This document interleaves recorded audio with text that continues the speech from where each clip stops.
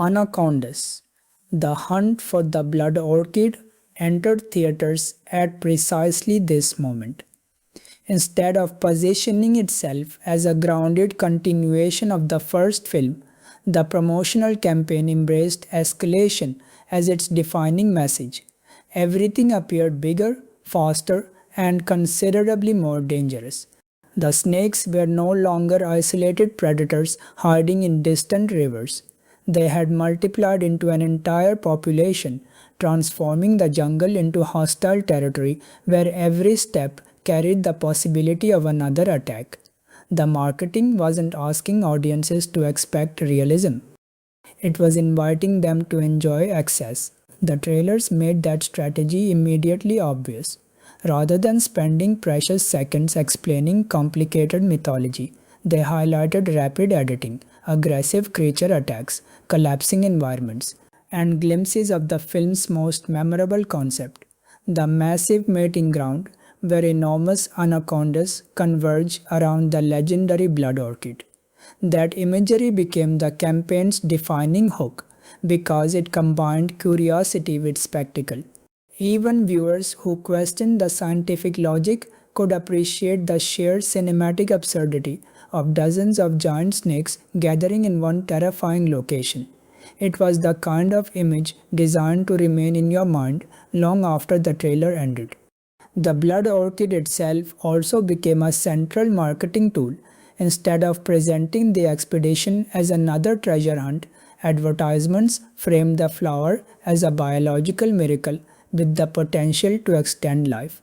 Suddenly, the conflict wasn't simply about surviving dangerous wildlife.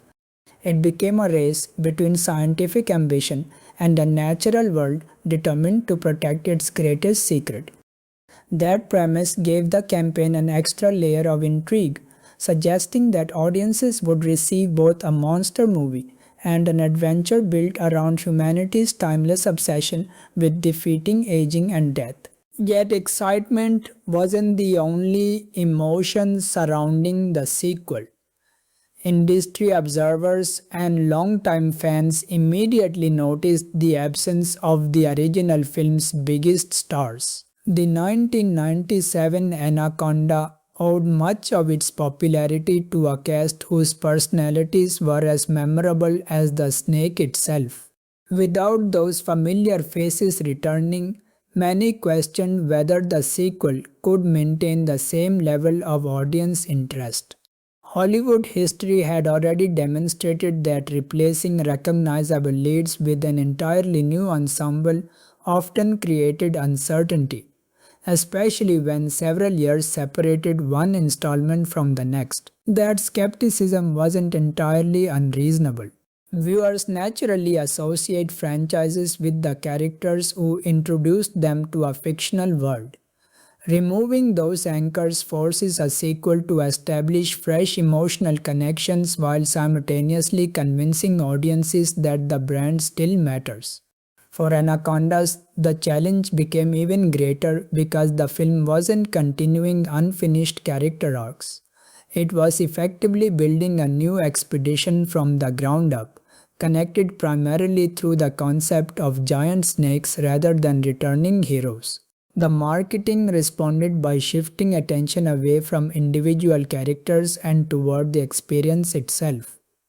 Posters emphasized enormous serpents emerging from dark water. Television spots focused on frantic escapes, collapsing bridges, hostile jungles, and increasingly impossible encounters.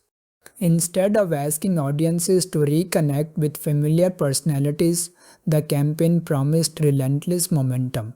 It suggested that survival, rather than character continuity, would become the film's true attraction. This approach also reflected a broader understanding of creature feature audiences.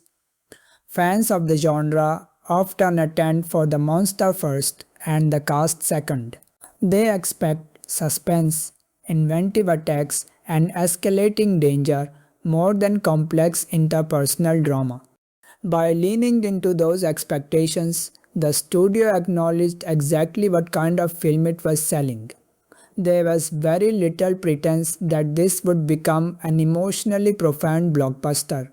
Its confidence came from embracing entertainment over prestige. The rapid evolution of digital visual effects further fueled anticipation. During the early 2000s, CGI remained exciting simply because audiences were watching technology improve from one blockbuster season to the next. Marketing materials proudly showcased larger snakes performing movements that practical animatronics alone could never achieve. Whether every effect would withstand close inspection was almost beside the point. The promise of seeing giant predators move with greater speed and agility represented its own attraction. At the same time, expectations remained carefully measured. This wasn't positioned as the defining event of the summer. Instead, it occupied a comfortable space between major blockbusters, offering audiences a self-aware adventure that embraced familiar B-movie traditions while benefiting from studio resources unavailable to lower-budget productions. That balance proved surprisingly important. By never pretending to be something it wasn't, the film avoided some of the pressure attached to more prestigious releases. Looking back, the pre-release campaign reveals a fascinating example of Hollywood understanding its audience. It recognized the skepticism surrounding the missing original cast, acknowledged the growing appetite for accessible horror thrills, embraced contemporary digital spectacle, and sold an outrageous premise with complete sincerity. Whether every promise translated perfectly onto the screen is a separate discussion, but the strategy itself captured an era when mid-budget creature features occupied a uniquely successful place between blockbuster ambition and unapologetic genre entertainment. Every adventure film needs a reason to leave civilization behind, and Anacondas, The Hunt for the Blood Orchid, wastes little time establishing one powerful enough to justify almost any risk. The story opens far from tangled jungles and hidden rivers, beginning instead in the polished corporate environment of Vexel Hall Pharmaceuticals. Glass offices, conference tables, and financial projections replace vines and predators, immediately framing the expedition not as an act of exploration but as an investment. Nature is viewed less as something to understand than as a resource waiting to be claimed. At the center of that ambition is an astonishing discovery. Deep within the rainforest of Borneo supposedly grows Perinia immortalis, more commonly known as the blood orchid, an extraordinarily rare flower surrounded by legends of remarkable biological properties. According to the research presented, compounds within the plant may dramatically extend cellular life, offering possibilities that reach far beyond ordinary medicine. If those claims prove true, the implications are almost impossible to measure. The company isn't simply chasing another pharmaceutical breakthrough. It believes it may have found the foundation for a product capable of reshaping modern healthcare while generating unimaginable profits. The screenplay cleverly presents scientific curiosity and corporate ambition as partners rather than opposites. The language of research dominates every conversation, yet financial opportunity quietly drives every important decision. Even before anyone boards a plane, the audience understands that discovery alone isn't enough. Ownership is the true objective. Whoever controls the blood orchid could potentially control one of the most valuable medical discoveries in history, transforming a remote jungle into the center of an international race fueled by equal parts science and greed. Time, however, becomes the first obstacle. The blood orchid is said to bloom only once every 7 years, and the flowering period lasts barely 2 weeks. Miss that window, and the expedition must wait nearly another decade for another opportunity. Suddenly, careful planning becomes a luxury no one can afford. Every delay threatens billions of dollars in potential revenue, creating urgency before the characters ever encounter a single natural danger. The ticking clock is established early, giving the story momentum that feels entirely separate from its monster elements. This deadline also explains why the expedition accepts risks that might otherwise seem unreasonable. Traveling into one of the world's most challenging environments during monsoon season sounds reckless because it is. Torrential rain, swollen rivers, unstable terrain, and unpredictable weather dramatically increase the difficulty of reaching the orchid's remote location. Yet from the company's perspective, postponement isn't an option. Profit transforms caution into inconvenience, and that decision quietly lays the foundation for everything that follows. The expedition itself reflects a careful mix of personalities and expertise. Dr. Jack Byron emerges as the mission's driving force, projecting confidence, authority, and unwavering determination. At first glance, he appears to embody the classic scientific adventurer, someone willing to push beyond accepted limits in pursuit of extraordinary discovery. Yet there is already something revealing about the intensity with which he speaks about success. His confidence inspires trust, but it also hints at an ambition that extends beyond academic achievement. Balancing Byron is Sam Rogers, whose scientific background feels grounded in observation rather than obsession. Sam approaches the mission with genuine intellectual curiosity, representing the idealistic side of exploration. Where Byron often sees opportunity, Sam sees knowledge. That distinction appears subtle during the opening stages, but it establishes an important contrast that gradually shapes the expedition's internal dynamics. Both characters seek the same destination, though their reasons for reaching it are far from identical. Around them gathers a practical ensemble, each member contributing a specific function essential for survival. Gail Stern brings experience and professionalism, helping maintain order as logistical challenges begin to accumulate. Cole Burris represents the expedition's technical confidence, while Gordon Mitchell contributes the corporate perspective that constantly reminds everyone of the mission's enormous financial stakes. Ben Douglas rounds out the group, adding another layer to a team assembled less through friendship than necessity. Together, they resemble professionals united by a shared objective rather than a deeply connected family, making cooperation dependent on circumstance instead of personal loyalty. That dynamic is important because the screenplay deliberately avoids introducing obvious heroes and sidekicks. Instead, it creates a working expedition whose relationships feel transactional during the opening act. Everyone has a job. Everyone possesses valuable expertise. Yet beneath the professional exterior lies a collection of competing priorities waiting for pressure to expose them. Before the jungle itself becomes dangerous, the seeds of future conflict are already quietly taking root. Once the team reaches Indonesia, the tone shifts almost immediately.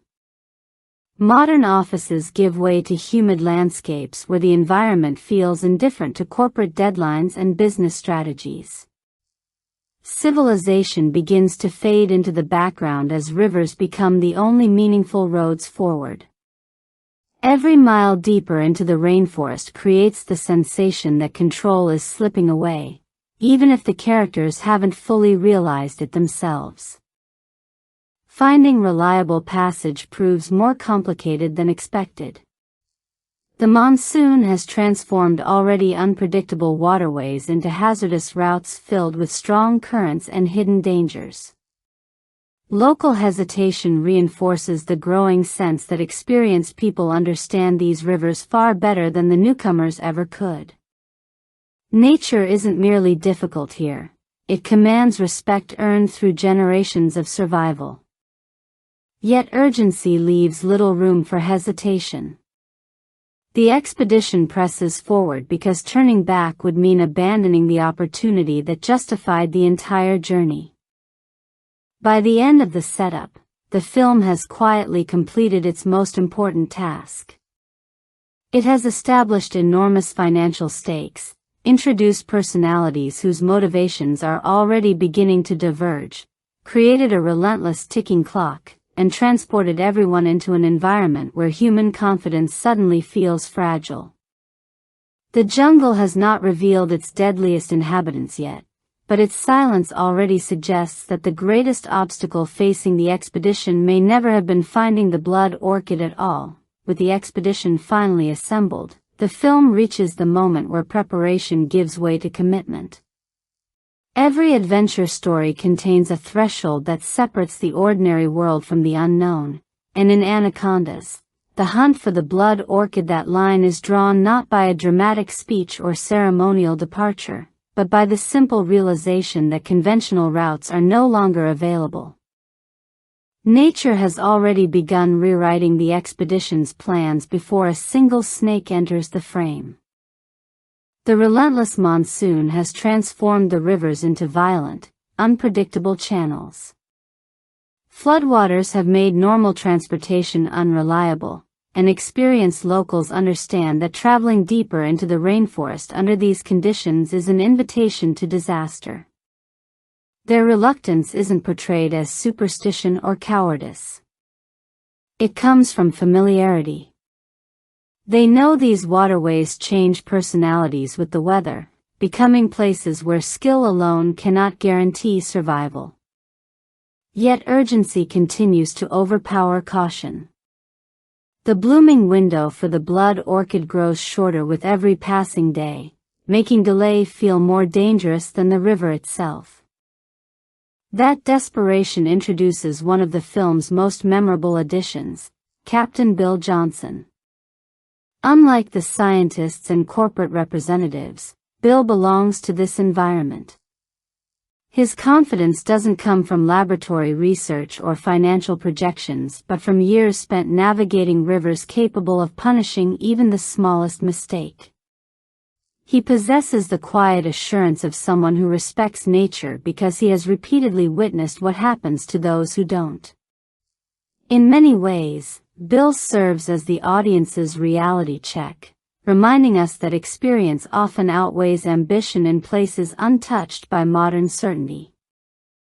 His vessel, the Bloody Mary, immediately reinforces that contrast. It isn't a sleek research platform equipped with cutting-edge technology or luxurious accommodations. Instead, it feels weathered, practical, and built through necessity rather than appearance.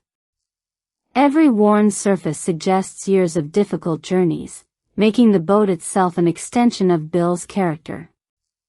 Together they represent resilience rather than sophistication, perfectly suited for a world where survival depends on adaptability instead of prestige. The interactions aboard the Bloody Mary quietly establish the expedition's internal hierarchy. Bill understands the river. Byron believes he understands the mission. Neither man is entirely willing to surrender authority to the other. Their disagreements remain controlled during the early stages, but subtle tension develops whenever practical experience collides with scientific urgency. Byron consistently measures decisions against the expedition's objective, while Bill evaluates them against the unforgiving realities of the jungle. The difference seems minor at first, yet it reflects two fundamentally different philosophies about confronting the unknown. Sam Rogers often finds herself occupying the uncomfortable space between those perspectives. She appreciates the importance of the scientific mission while recognizing the value of local knowledge. Her willingness to listen contrasts sharply with Byron's growing impatience, further reinforcing the distinction between curiosity and obsession established earlier in the story. The rest of the expedition gradually falls into similar patterns, some trusting expertise earned through exploration, others placing greater faith in planning and determination. As the Bloody Mary ventures deeper into the rainforest, the atmosphere changes almost imperceptibly. Civilization disappears behind walls of dense vegetation, and the river becomes increasingly enclosed, creating the sensation that the jungle is quietly swallowing every trace of the outside world.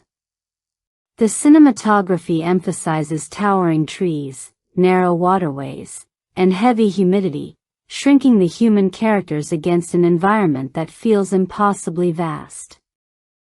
Long before the predators reveal themselves, the setting communicates vulnerability through scale alone. The film also begins weaving local folklore into its growing sense of unease. Stories circulate about strange disappearances, dangerous stretches of river, and creatures better left undisturbed. Whether every tale is literally true matters less than what those stories represent. Folklore often emerges from repeated encounters with genuine danger, becoming a cultural memory passed between generations. The expedition hears these warnings but interprets them through very different lenses.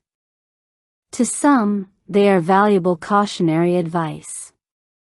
To others, they are obstacles slowing scientific progress. Byron's response becomes especially revealing. He consistently prioritizes the mission over uncertainty, treating warnings as distractions rather than information. It's a subtle but important character choice. Great adventure stories often feature protagonists willing to challenge impossible odds, but Byron's determination gradually begins resembling inflexibility.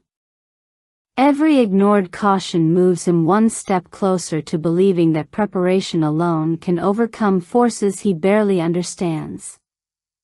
Then the river reminds everyone that confidence has limits. The waterfall sequence marks the film's first truly devastating turning point. What begins as a dangerous stretch of water rapidly escalates into complete chaos as the Bloody Mary loses control. The current accelerates beyond anyone's ability to correct it, replacing calculated decision-making with desperate instinct. The scene unfolds with relentless momentum, emphasizing confusion rather than precision. Water crashes over the deck, equipment shifts violently, and every attempt to regain control arrives seconds too late. Visually, this moment accomplishes far more than simple spectacle. The destruction of the Bloody Mary symbolizes the collapse of every illusion of security the expedition carried into the jungle. Their transportation disappears. Carefully organized supplies scatter. Most importantly, vital communication equipment is destroyed, severing their practical connection to the outside world. Rescue transforms from a realistic possibility into a distant hope. The mission can no longer rely on modern infrastructure because the jungle has stripped those advantages away in a matter of moments. This loss fundamentally changes the story's emotional landscape. Until now, the expedition has still operated under the assumption that setbacks can be solved through technology, planning, or outside assistance. After the wreck, those assumptions vanish. The rainforest is no longer simply the location of the adventure. It becomes an isolated world governed by its own rules, where survival depends entirely on the people trapped within it. In narrative terms, this is the true crossing of the threshold. The boardrooms of New York feel unimaginably distant. Corporate promises, research schedules, and financial projections suddenly carry little practical value against roaring water and endless wilderness. Every reassuring symbol of civilization has been left behind, intentionally or otherwise. What remains is a group of ambitious strangers stranded deep inside unfamiliar territory, unaware that the jungle's most terrifying inhabitants have only begun to notice their presence. Once the wreckage settles and the last fragments of the Bloody Mary disappear into the raging water, the expedition faces a reality no amount of preparation anticipated. Continuing the mission is no longer a matter of scientific determination but of simple survival. With their primary transportation destroyed and communication cut off, the group is forced to abandon the relative security of the riverbank and continue on foot. Their only realistic hope lies in reaching a remote headhunter village where another boat may still be available. It is an uncertain destination, but uncertainty has become the expedition's new normal. The change in perspective is immediate. Earlier, the river served as a pathway leading toward discovery. Now the jungle itself becomes an active obstacle. Every step through the dense undergrowth demands effort. Visibility shrinks to only a few meters ahead, rain transforms solid ground into unstable mud, and every unfamiliar sound carries the possibility of unseen danger. The environment begins exhausting the characters long before any predator makes its move, reminding the audience that nature doesn't need monsters to become threatening. The film wisely allows the tension to build through smaller hazards first. Leeches cling silently to exposed skin, turning routine pauses into uncomfortable reminders that the jungle is constantly feeding on those passing through it. Heavy rain reduces visibility while soaking equipment and clothing, steadily wearing down both morale and concentration. Thick vegetation slows progress, forcing the expedition into narrow paths where escape options become increasingly limited. These details may appear minor compared to giant snakes, but together they create an atmosphere where every element of the environment seems determined to resist human intrusion. That oppressive rhythm makes the first major attack especially effective. Instead of announcing the creature with dramatic fanfare, the film initially treats the anaconda like an unseen force hidden beneath dark water and tangled vegetation. The uncertainty becomes more frightening than the monster itself. Characters sense movement without understanding its source. Ripples disturb otherwise still water. Branches shift unexpectedly. Every visual cue encourages the audience to search the frame alongside the expedition, transforming ordinary landscapes into potential ambush sites. The shocking death of Dr. Ben Douglas shatters any remaining belief that the expedition still controls the situation. His attack arrives with startling speed, demonstrating how little warning these predators require before striking. Rather than engaging in a prolonged confrontation, the snake attacks with brutal efficiency, dragging its victim into an environment where rescue becomes nearly impossible. Water serves as the perfect hunting ground because visibility disappears the moment someone is pulled beneath the surface. Panic replaces strategy, and by the time the group reacts, the jungle has already claimed another life.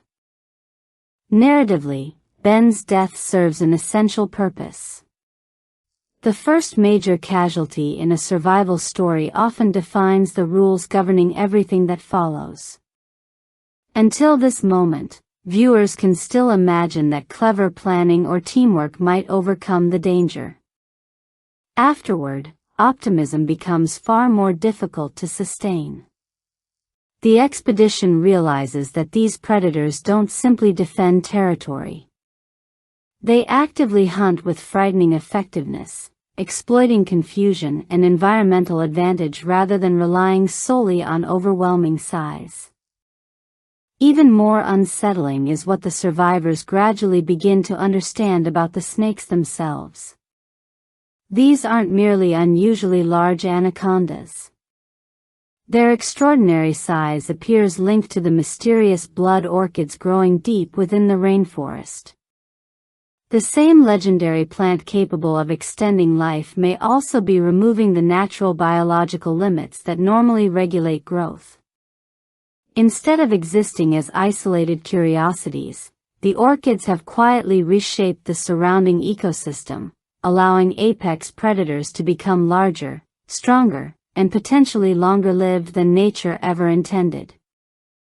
This revelation subtly transforms the film from a conventional monster adventure into a cautionary tale about ecological imbalance. The blood orchid isn't simply valuable because humans desire its medicinal potential. It has already altered the rainforest in profound ways, demonstrating that extraordinary biological discoveries rarely affect only one species. Nature functions through interconnected systems, and changing a single element can produce consequences far beyond human prediction. The giant snakes are not random mutations. They are living evidence of an ecosystem adapting around an unnatural advantage. Perhaps the most disturbing discovery, however, is that the predators aren't operating alone. Early assumptions suggested the expedition faced a single enormous snake. Gradually, scattered attacks reveal a far more dangerous truth. Multiple anacondas inhabit the region, moving through rivers and dense vegetation with coordinated timing that creates the impression of an environment completely dominated by apex predators. Whether they intentionally hunt together or simply occupy overlapping territory matters less than the emotional effect.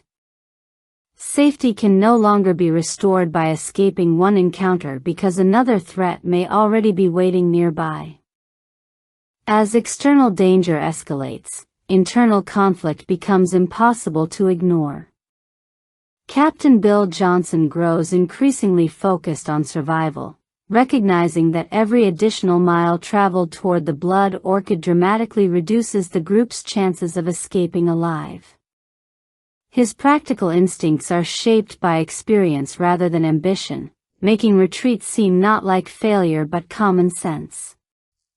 Every new attack reinforces his belief that the jungle has already delivered its answer. Dr. Jack Byron reaches the opposite conclusion. Instead of viewing the mounting casualties as proof that the expedition should turn back, he interprets them as sacrifices made in pursuit of an unprecedented scientific breakthrough. The closer they come to the orchids, the less willing he becomes to abandon the mission. His determination, once admirable, begins crossing into obsession. Each warning strengthens his resolve instead of weakening it, revealing how easily extraordinary opportunity can distort moral judgment. Sam Rogers increasingly finds herself caught between those competing visions. She understands the scientific importance of the discovery while witnessing firsthand the devastating cost of continuing forward. Her growing uncertainty reflects the audience's own conflict. The blood orchid remains fascinating, yet every step toward it now feels inseparable from another unnecessary risk. By the end of this stage, the expedition has lost more than supplies and companions. It has lost certainty. The rainforest no longer feels like unfamiliar territory waiting to be explored. It has become an ecosystem that has quietly evolved beyond human expectations, where ambition and survival are pulling the remaining members in opposite directions. And hidden beneath the dark water, the creatures that first seemed like isolated nightmares continue circling, growing ever closer with every desperate step forward. By the time the exhausted expedition reaches an abandoned tribal village, survival has become more important than discovery for almost everyone involved. The empty settlement offers a brief illusion of safety, a rare opportunity to recover, regroup, and imagine that the nightmare might still have an escape route. Weathered structures and abandoned tools suggest that people once lived here before leaving the jungle to reclaim what had always belonged to it. For the survivors, however, the village represents something far more immediate: hope. That hope takes the form of a hastily constructed raft. With their original boat destroyed, the group pours its remaining energy into creating another chance to navigate the dangerous waterways. The raft symbolizes more than transportation. It represents unity.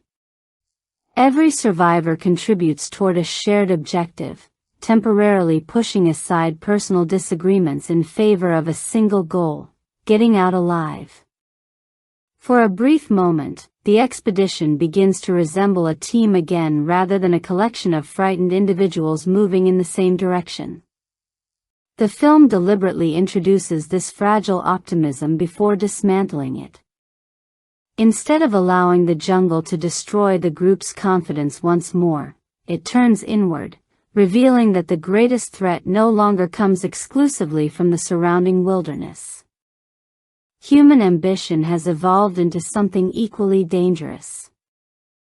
The turning point arrives through another reminder that the rainforest contains countless predators beyond giant snakes.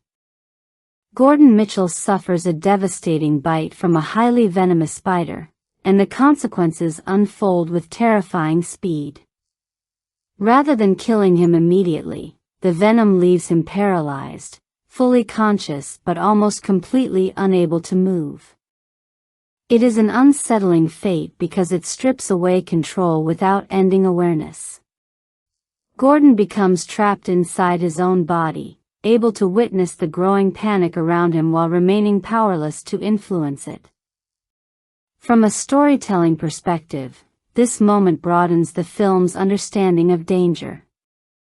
Until now, the giant anacondas have dominated the narrative, but the spider attack reinforces that the rainforest itself is fundamentally hostile.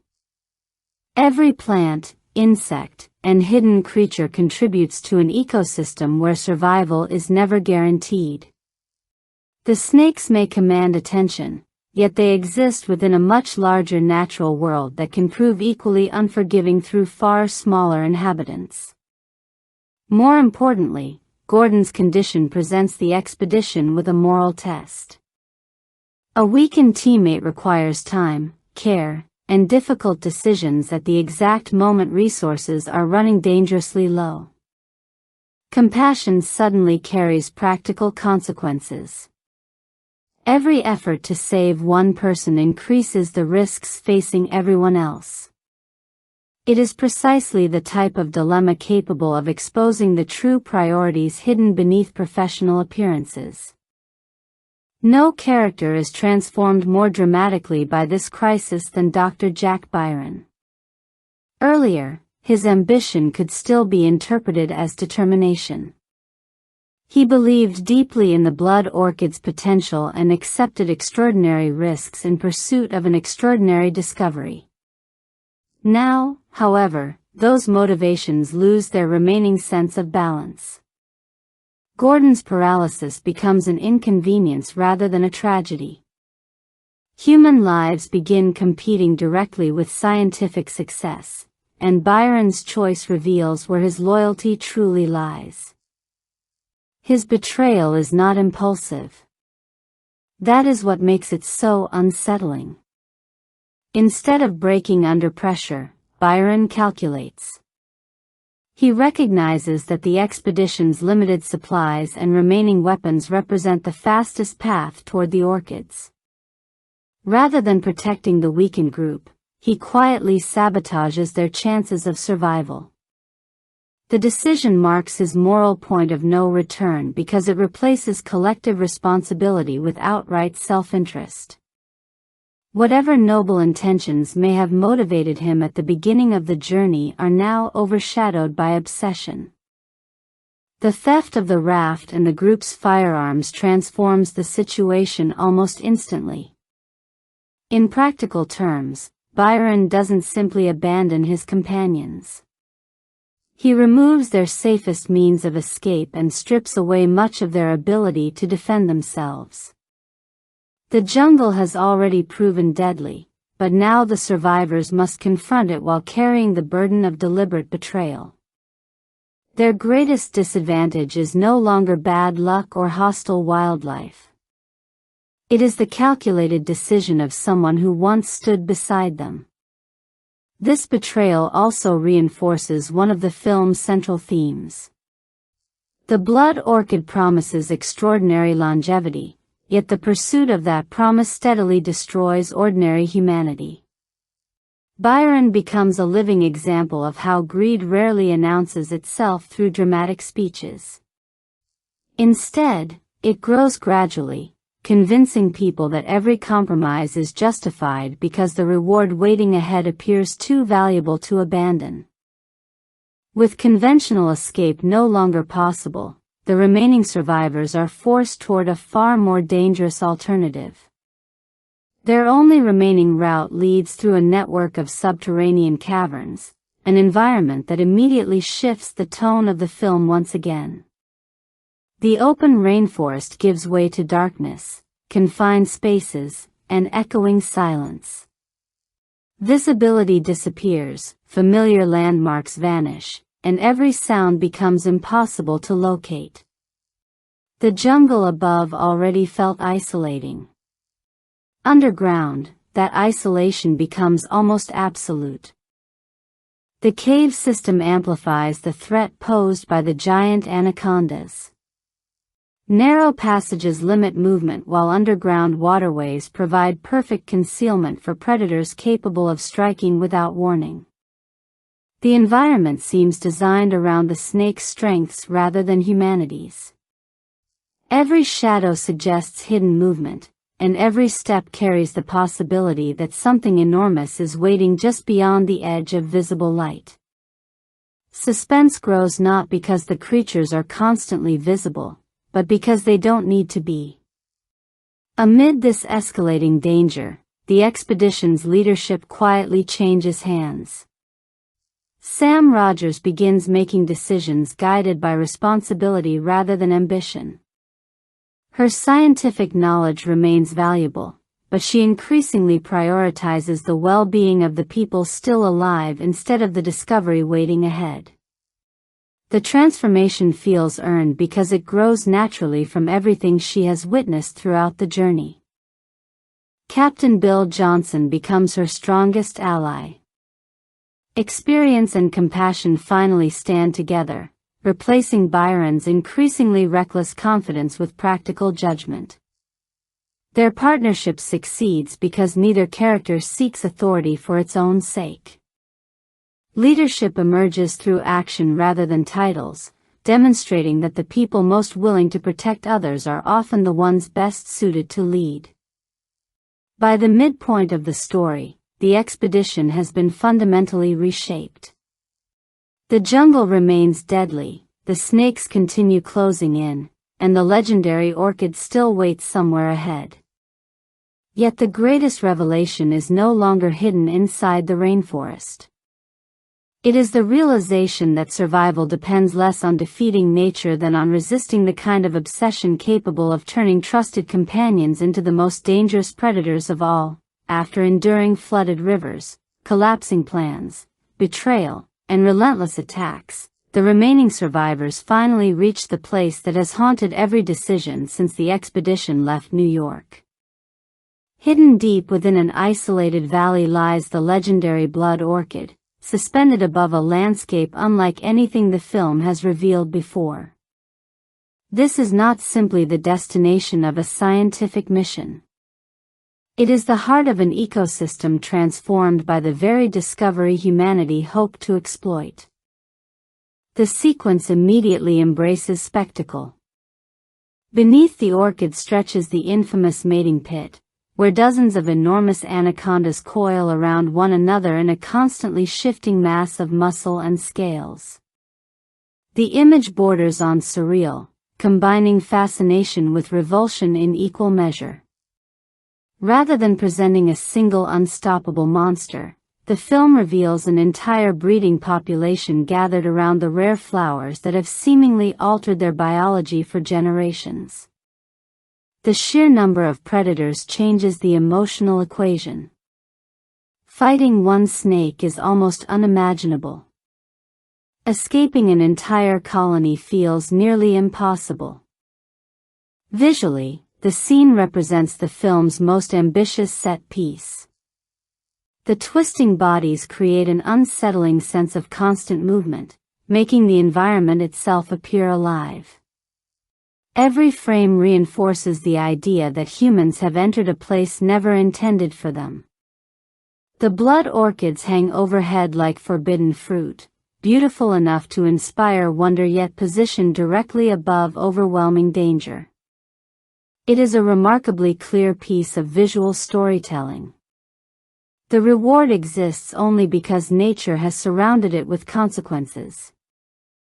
For Dr. Jack Byron, however, the sight confirms everything he has sacrificed to reach this moment. He no longer sees the snakes, the deaths, or the devastation left behind. He sees validation. Every compromise, every betrayal, and every life placed at risk appears worthwhile because the orchids are finally within reach. Obsession has completely replaced perspective. Instead of learning from the jungle's repeated warnings, he interprets survival itself as proof that destiny favors his ambition. His confrontation with Sam exposes just how far he has fallen. Holding her at gunpoint, Jack forces her to retrieve the orchid suspended above the writhing pit below. The contrast is striking. Sam still views the discovery through the lens of responsibility, understanding both its scientific importance and its terrible cost. Jack sees only ownership. What began as a shared expedition for knowledge has become an act of coercion driven entirely by greed. The weapon in his hand symbolizes the final abandonment of every ethical principle that once justified the mission. Bill refuses to surrender without resistance. His determination throughout the film has never been rooted in personal glory but in protecting those still alive. During the final confrontation, that motivation remains unchanged. Rather than chasing the orchids himself, he fights to prevent another needless death, completing the character arc established from the moment the Bloody Mary first entered the flooded river. Experience, humility, and respect for nature ultimately prove stronger than arrogance disguised as confidence. The film's most satisfying moment arrives through an act of poetic justice rather than heroic triumph. Jack, who has repeatedly ignored every warning placed before him, becomes the victim of the same hostile ecosystem he believed he could dominate. A venomous bite leaves him paralyzed, cruelly mirroring Gordon's earlier fate. The symmetry is deliberate. The man who dismissed another person's suffering now experiences identical helplessness, discovering too late that nature shows no preference for scientists, executives, or opportunists.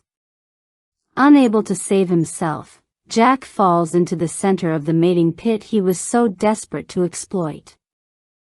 The surrounding anacondas close in, completing one of the film's clearest examples of narrative consequence. His downfall does not occur because another character chooses revenge. It happens because every decision he has made steadily removed the possibility of rescue. In the end, the jungle simply finishes the work his obsession began. Chaos follows almost immediately. The struggle triggers a massive landslide that tears through the valley, burying the breeding ground beneath rock and earth. The destruction engulfs the giant snakes while simultaneously consuming the blood orchids themselves. On the surface, it appears to erase the expedition's objective completely, wiping away a discovery potentially worth billions. Yet thematically, the ending suggests something far more meaningful. Throughout the story, humans repeatedly attempted to treat the blood orchid as property waiting to be harvested. The landslide rejects that assumption entirely. Nature reclaims its own secret before corporate ambition can commercialize it. The flowers remain beyond human ownership, preserving the fragile balance that had already been disrupted enough by the expedition's arrival. Rather than celebrating scientific failure, the film argues that not every extraordinary discovery is meant to become a commodity. This resolution also reshapes the meaning of the giant anacondas. They are no longer simply monsters defeated through superior intelligence or overwhelming force. Instead, they function as guardians of an ecosystem whose equilibrium humans never fully understood. Their destruction feels less like a triumphant victory than the tragic conclusion of a conflict created by outside interference. The valley survives, but only after paying an enormous price. With the immediate danger finally behind them, Sam, Bill, and the remaining survivors escape aboard a makeshift boat, drifting away from the devastated valley as daylight begins to break across the river. The quiet dawn contrasts sharply with the chaos that came before, replacing frantic survival with exhausted reflection. No one celebrates. Too much has been lost for victory to feel uncomplicated.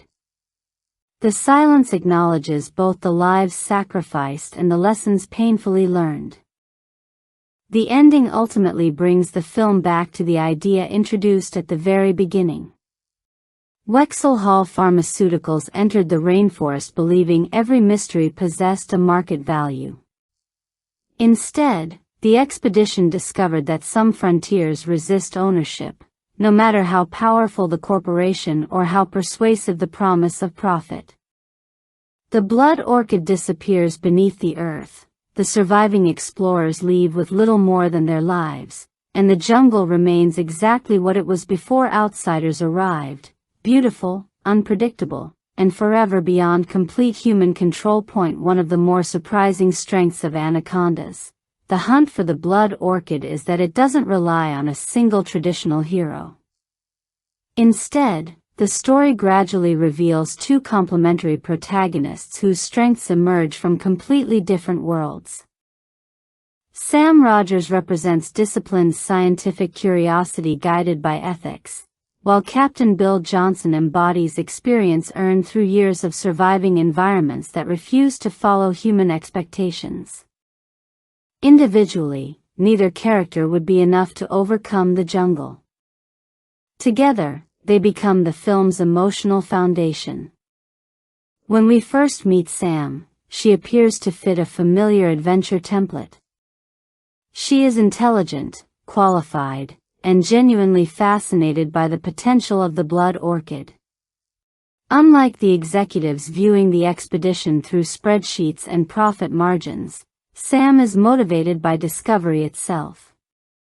She believes scientific breakthroughs can improve lives, making her optimism feel sincere rather than naive. At this stage, she still trusts that knowledge, professionalism, and cooperation will naturally guide the mission toward success. That belief is slowly dismantled by the rainforest. Every major challenge forces Sam to confront a reality that scientific preparation alone cannot solve. Floods ignore research schedules. Predators cannot be reasoned with. Corporate priorities quickly replace ethical responsibility, and people she initially trusted reveal motivations far removed from the ideals that inspired the expedition. Rather than breaking her spirit, these experiences reshape it. Sam doesn't abandon science. She abandons the comforting illusion that scientific progress automatically exists alongside moral integrity. That distinction defines her character arc. Many survival stories transform intelligent researchers into action heroes through sudden bursts of confidence or physical dominance. Sam evolves differently. Her greatest growth comes through judgment. She learns when to trust evidence, when to trust instinct, and perhaps most importantly, when protecting human life matters more than preserving a once-in-a-lifetime discovery. The jungle doesn't erase her identity as a scientist. It forces her to become a better one. By the final act, Sam has become someone capable of making impossible decisions without losing sight of the principles that first brought her into the rainforest. She adapts to violence and chaos without allowing them to redefine her morality. That balance makes her victory feel earned because she survives not by becoming ruthless, but by refusing to surrender her humanity when nearly everyone around her does. Standing beside her is Captain Bill Johnson, a character who initially appears to be another familiar adventure stereotype before quietly becoming far more interesting. Bill enters the story as the rugged riverboat captain who knows the jungle better than the outsiders paying for his services. His rough demeanor, skepticism, and dry confidence immediately position him within the classic anti-hero tradition. He isn't charismatic because he delivers inspirational speeches. He earns respect because experience has stripped away unnecessary illusions. Unlike the expedition's corporate representatives, Bill never mistakes confidence for control. Every warning he offers comes from practical knowledge rather than fear. He understands that wilderness survival depends on recognizing limits instead of pretending they don't exist. This perspective frequently places him at odds with Dr. Jack Byron, whose ambition repeatedly convinces him that determination can overpower reality. Bill represents the opposite philosophy. In his world, survival begins with humility. What makes Bill particularly effective is that his cynicism never develops into selfishness. Many anti-heroes protect only themselves before reluctantly helping others. Bill consistently risks his own safety to preserve the lives of people who often ignore his advice. Even after repeated betrayals and catastrophic setbacks, he continues making decisions based on responsibility instead of resentment. His toughness exists not because he lacks compassion but because compassion alone cannot keep people alive in places like this. His partnership with Sam becomes the natural emotional center of the film. They don't begin as close allies, yet mutual respect gradually replaces initial distance. Each recognizes qualities the other lacks. Sam contributes scientific understanding and thoughtful analysis, while Bill provides practical survival instincts shaped by first-hand experience. Their cooperation never feels forced because it develops through shared adversity rather than convenient screenplay shortcuts. Perhaps one of the film's most refreshing creative decisions is what it chooses not to do with this relationship. Many adventure films from the same era would almost certainly have inserted a conventional romance between the scientist and the rugged guide. Instead, Anacondas largely resists that temptation. The connection between Sam and Bill grows through trust, shared responsibility, and mutual dependence rather than obligatory romantic tension. That restraint benefits both characters. It keeps the narrative focused on survival while allowing emotional investment to emerge naturally from partnership instead of predictable attraction. The absence of forced romantic drama also reinforces the film's broader priorities. Every scene remains connected to the struggle against the rainforest and the moral consequences of the expedition itself. Relationships matter because they influence survival, not because they satisfy genre expectations. In a movie built around giant snakes and impossible flowers, this surprisingly grounded approach helps maintain emotional credibility. Psychologically, both protagonists endure wounds extending far beyond physical danger. Sam must reconcile the painful realization that the institution supporting her scientific ambitions was willing to sacrifice ethics the moment extraordinary profit became possible. Her greatest loss isn't simply trust in Jack Byron but trust in the belief that noble intentions automatically protect people from corruption. She leaves the jungle wiser, though undoubtedly more cautious about the intersection of science and corporate influence. Bill's journey is quieter but equally meaningful. Throughout the expedition, his knowledge is repeatedly questioned until disaster proves him right. Survival doesn't validate his ego. It validates his worldview. Respect for nature, patience, and practical judgment ultimately succeed where arrogance fails. The experience strengthens qualities he already possessed rather than transforming him into someone entirely different. Together, Sam and Bill represent two complementary responses to the film's central conflict. One demonstrates that scientific discovery requires ethical responsibility. The other proves that experience deserves as much respect as expertise. Neither character defeats the jungle through superior strength, nor do they conquer nature in any traditional sense. They survive because they eventually learn to work with reality instead of trying to dominate it. In a film filled with exaggerated monsters and impossible biology, that surprisingly human partnership becomes its most believable achievement. Although giant anacondas dominate the posters, trailers, and marketing, the film's most compelling antagonist ultimately walks on two legs. Dr. Jack Byron begins the expedition as an accomplished scientist whose confidence appears entirely justified. He is knowledgeable, decisive, and seemingly committed to unlocking one of the greatest biological discoveries imaginable.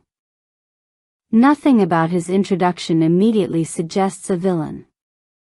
In fact, he initially resembles the kind of ambitious expedition leader audiences have learned to trust in countless adventure films.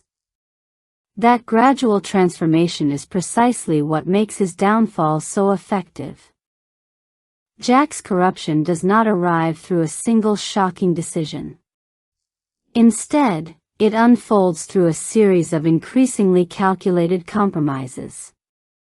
At first, his willingness to accept danger feels understandable. Great discoveries have often demanded extraordinary risks, and history celebrates explorers willing to venture where others refuse. The problem is not that Jack believes the blood orchid is important. The problem is that he slowly begins believing its importance outweighs every human life surrounding him. That distinction marks the beginning of his psychological collapse. The blood orchid offers more than scientific recognition. It promises permanence. If the plant truly possesses the ability to dramatically extend life or revolutionize medicine, the individual responsible for delivering it to the world would secure an extraordinary legacy. Jack gradually stops seeing himself as merely the leader of an expedition. He starts imagining himself as the man destined to change human history. That shift from researcher to self-appointed visionary quietly transforms every decision he makes afterward. Prestige becomes inseparable from purpose. Financial rewards, corporate influence, and professional recognition blend together until the expedition no longer exists to answer scientific questions. It exists to validate Jack's identity.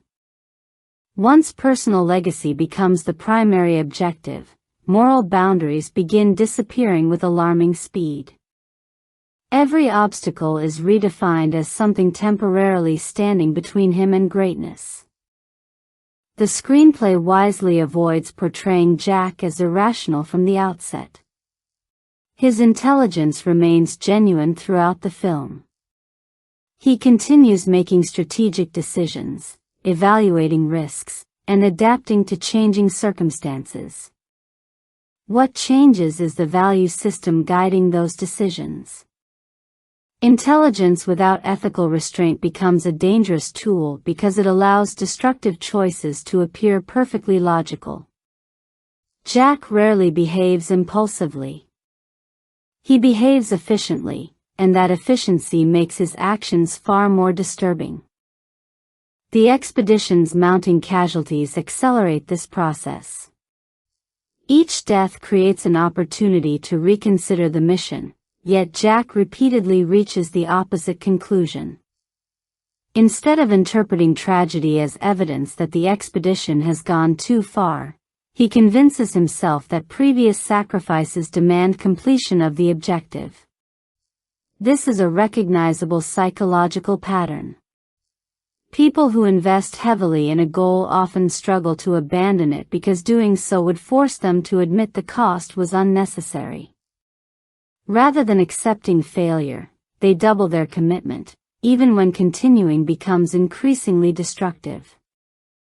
By the midpoint of the story, Jack no longer measures success by survival. He measures it exclusively by acquisition. The blood orchid has become an obsession powerful enough to erase distinctions between colleagues and obstacles. Gordon's paralysis evokes little compassion because Jack has already begun viewing people through the lens of utility.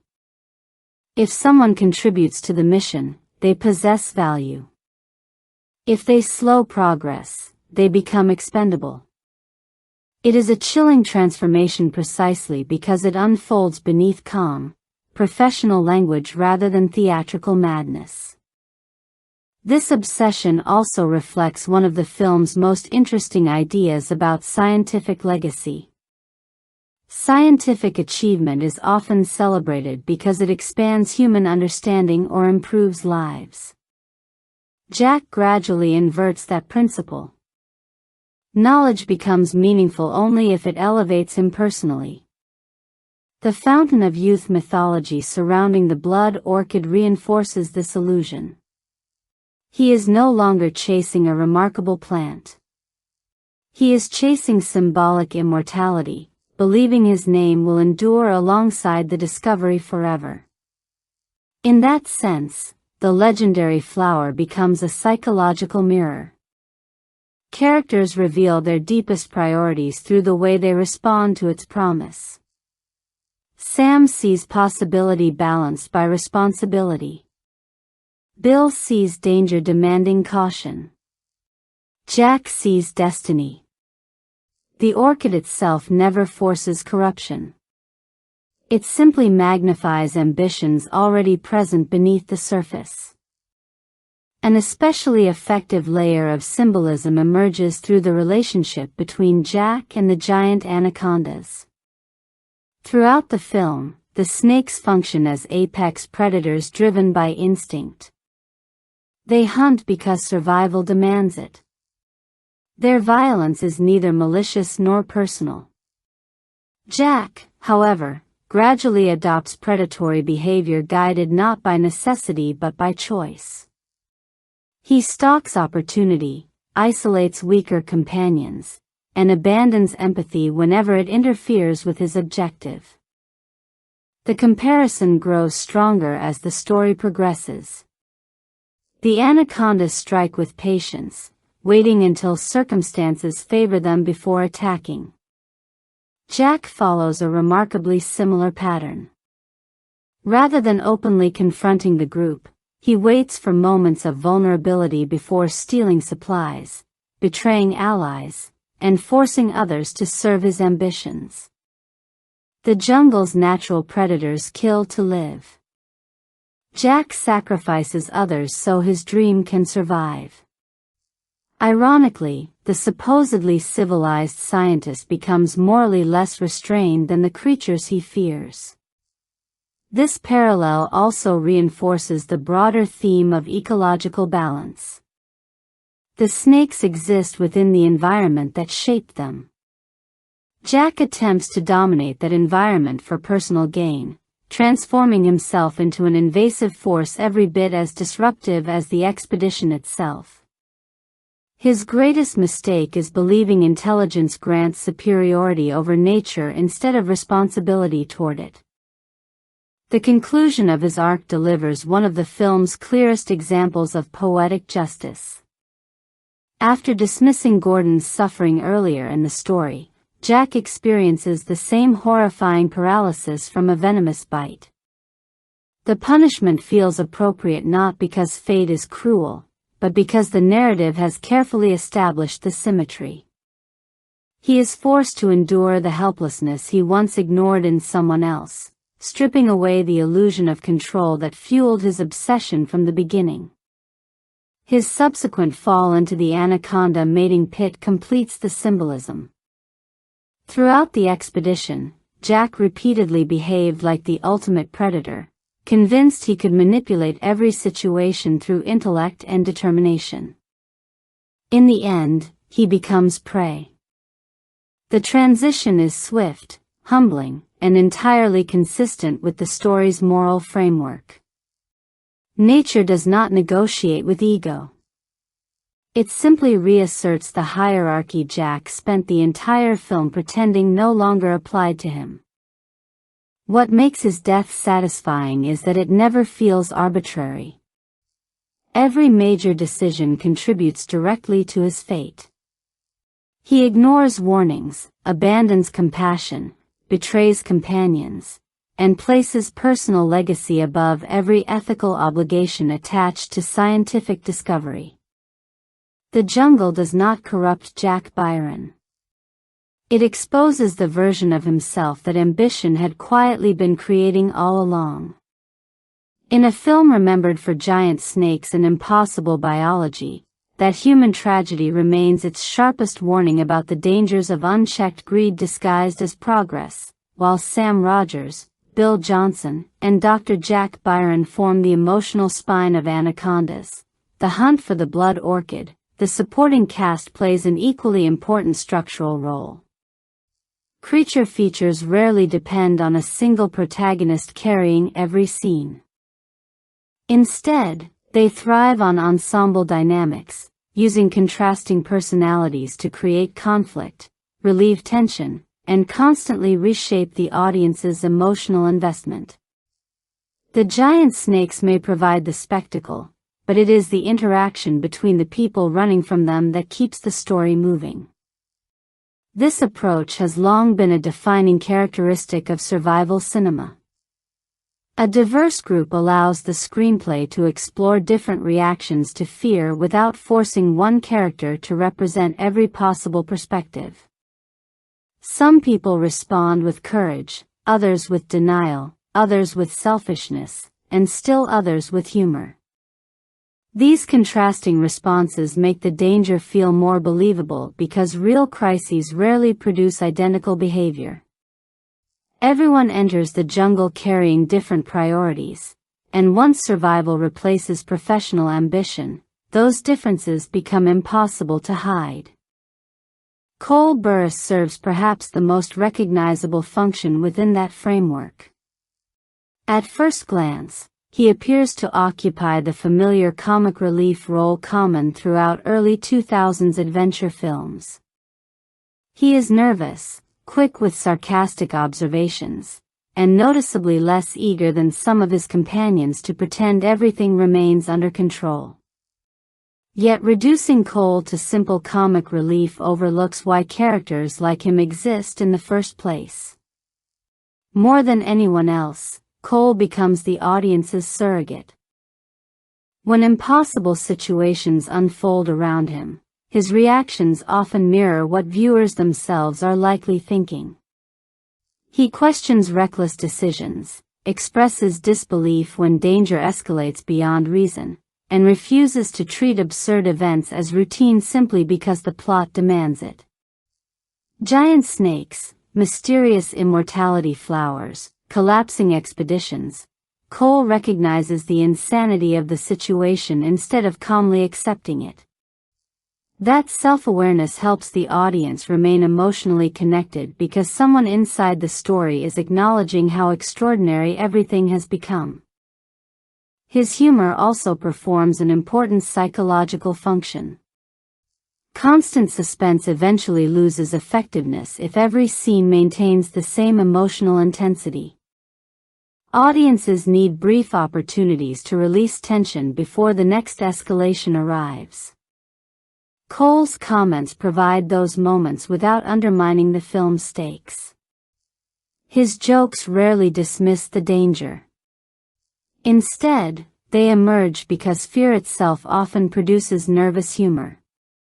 In that sense, his personality feels less like comic interruption and more like a believable coping mechanism. Gale Stern represents a different perspective entirely. As a corporate executive connected to the expedition's financial objectives, she initially approaches the journey through the language of efficiency, results, and accountability. Her outlook reflects the priorities established during the film's opening boardroom scenes. Discoveries matter because they generate value. Risk exists because extraordinary rewards justify extraordinary investment. The rainforest steadily dismantles that worldview. Each new catastrophe strips away another layer of professional detachment until Gale can no longer evaluate situations through corporate logic alone. Budget projections become meaningless when communication systems fail. Business strategies collapse alongside destroyed equipment. Eventually, survival replaces profitability as her only meaningful concern. This transformation quietly reinforces one of the film's central arguments: nature possesses a remarkable ability to reduce every hierarchy to the same basic question of endurance. Importantly, Gale's evolution never feels identical to Sam's. Sam enters the story motivated by genuine scientific curiosity, whereas Gale begins from an organizational and commercial perspective. Their journeys therefore reach similar conclusions through different emotional paths. Sam discovers the importance of ethical responsibility. Gale discovers the limits of corporate confidence. Both characters ultimately recognize that the rainforest cannot be negotiated with using the systems that dominate modern civilization. Tran contributes another valuable layer to the expedition by reinforcing the collaborative nature of survival. He is not designed to dominate every conversation or become the emotional center of the narrative. Instead, his presence strengthens the impression that this expedition depends upon multiple forms of expertise. Like several members of the supporting cast, Tran functions less as an isolated personality than as part of the constantly shifting group dynamic that defines ensemble storytelling. Collectively, these characters create an ever-changing social ecosystem, one almost as unpredictable as the rainforest itself. Early in the journey, formal leadership structures appear clear. Orders come from above, responsibilities remain organized, and professional titles establish authority. As danger increases, however, those structures begin collapsing under pressure. Experience starts outweighing rank. Practical judgment becomes more valuable than organizational status. People follow whoever appears most capable of keeping them alive rather than whoever technically holds command. This gradual fragmentation of authority gives the film much of its dramatic energy. Panic has a unique ability to expose hidden aspects of personality. Characters who seem composed during planning meetings may freeze when confronted with immediate danger. Others who initially appear ordinary suddenly demonstrate remarkable resilience. The screenplay repeatedly uses crisis to redistribute influence, ensuring that relationships never remain static for long. The growing distrust surrounding Jack Byron accelerates this process even further. Once confidence in official leadership disappears, every decision becomes open to debate. Fear breeds suspicion, suspicion weakens cooperation, and weakened cooperation makes the expedition even more vulnerable to external threats. The snakes may attack physically, but psychological collapse begins long before another predator emerges from the water. This balance between interpersonal conflict and environmental danger is one reason the pacing remains surprisingly effective. The film rarely allows extended periods where only one source of tension exists. If the characters are temporarily safe from predators, disagreements threaten the group's unity. If personal conflicts briefly settle, the jungle quickly introduces another external hazard. These alternating pressures keep the narrative moving without exhausting the audience through non-stop action. Humor plays an equally strategic role within that rhythm. Well-placed moments of levity create emotional contrast, making frightening sequences feel more impactful when they arrive. Without occasional laughter, suspense risks becoming monotonous. Without genuine danger, comedy loses its purpose. The film understands that successful creature features often depend on carefully managing this balance, allowing viewers enough breathing room to remain engaged rather than emotionally overwhelmed. Looking back, the supporting cast demonstrates why ensemble storytelling remains such a reliable foundation for survival adventures. Each character represents a different way of interpreting the same impossible situation, giving audiences multiple emotional entry points into the narrative. Some viewers identify with Sam's integrity, others with Bill's pragmatism, others with Gale's gradual awakening, and many with Cole's refusal to ignore the absurdity unfolding around him. Together, they transform what could have been a straightforward monster chase into a story where personality, perspective, and human behavior remain just as unpredictable as the giant anacondas lurking beneath the surface, beneath the oversized snakes, jungle chases, and unmistakable B-movie spectacle, Anacondas. The hunt for the blood orchid revolves around a surprisingly timeless conflict: humanity's belief that nature exists to be mastered. Every major event in the film grows from that assumption. The expedition does not enter the rainforest to understand its ecosystem or preserve its mysteries. It arrives believing that every extraordinary discovery can be catalogued, harvested, patented, and ultimately sold. The giant anacondas become terrifying not simply because they are predators, but because they are living consequences of that mindset. The blood orchid represents one of mythology's oldest ideas wrapped in modern scientific language. Stories about a fountain of youth have existed for centuries, reflecting humanity's refusal to accept aging as an unavoidable part of life. Rather than presenting magical water or divine intervention, the film replaces ancient legend with pharmaceutical possibility. The promise remains identical. Somewhere beyond civilization lies a miracle capable of extending life, and someone inevitably decides that miracle belongs in human hands. That reinterpretation quietly shifts the story into eco-horror. The greatest danger is not the flower itself but humanity's response to it. The rainforest has already adapted to the blood orchid through countless natural cycles, yet the expedition views the discovery as an untapped commercial opportunity. Instead of asking how the ecosystem functions alongside such a remarkable plant, the characters immediately focus on extraction. The jungle becomes a warehouse of valuable resources rather than a complex biological system shaped over generations. This perspective reflects a broader critique of pharmaceutical ambition when profit begins overshadowing responsibility. Wexel Hall Pharmaceuticals does not fund the expedition purely for scientific curiosity. It invests because extraordinary medicine promises extraordinary financial returns. The possibility of extending human life is treated as both a humanitarian breakthrough and a multi-billion-dollar product. Those goals are not automatically incompatible, but the film repeatedly demonstrates how quickly commercial incentives begin distorting ethical judgment once unimaginable wealth enters the equation. Dr. Jack Byron embodies that distortion most clearly.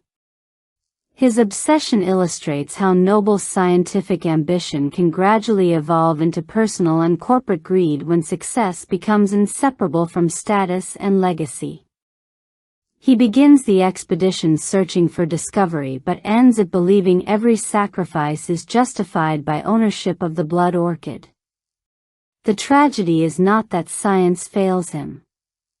It is that his priorities quietly transform science into a vehicle for self-glorification. Creature features often succeed or fail before the monster even appears. Long before audiences see danger, they hear it. Anacondas, the hunt for the blood orchid, understands this surprisingly well, and much of that atmosphere comes from composer Narita Tyson Chu's musical approach. Rather than treating the score as background decoration, it functions as an invisible predator, quietly shaping the audience's emotional expectations throughout the expedition. Even during moments of apparent calm, the music rarely allows viewers to feel completely safe. Instead of relying on memorable heroic melodies, the score favors mood over melody. Its primary goal is not to create a tune audiences will hum after the credits, but to establish an ever-present feeling of unease. That decision perfectly matches the film's setting. The rainforest is never portrayed as a peaceful paradise interrupted only by occasional snake attacks. It is presented as a living ecosystem where danger constantly exists just beyond visibility, and the music reinforces that psychological tension from beginning to end. One of the score's most effective characteristics is its orchestral weight. Low brass frequently dominates the soundtrack whenever the giant anacondas approach, giving the creatures an audible sense of mass before they fully enter the frame. Deep trombones, horns, and rumbling orchestral textures create the impression that something enormous is moving through the jungle long before visual confirmation arrives. The audience doesn't simply see the snakes as gigantic. They feel their presence through sound. Heavy percussion strengthens that illusion even further. Rather than functioning solely as rhythmic accompaniment, the drums often resemble the heartbeat of the rainforest itself. Slow, deliberate impacts build anticipation.